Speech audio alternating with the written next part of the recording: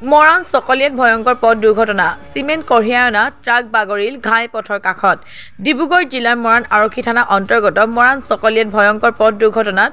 সংঘটিত হয় শিৱসাগৰ দিশৰ পৰা মৰাণ দিশে আহি থকা সিমেন্ট কঢ়িয়াই অনা ট্ৰাক AS01SC 1774 নিয়ন্ত্ৰণ হেৰুৱাই ৰাষ্ট্ৰীয় ঘাইপথৰ কাষত বাগৰি পৰে দুৰ্ঘটনাত কোনো লোক আহত হোৱা নাই ঘটনাস্থলীত উপস্থিত মৰাণ আৰক্ষী ট্ৰাক আৰু সিমেন্ট উদ্ধাৰ অভিযান আৰম্ভ কৰিছে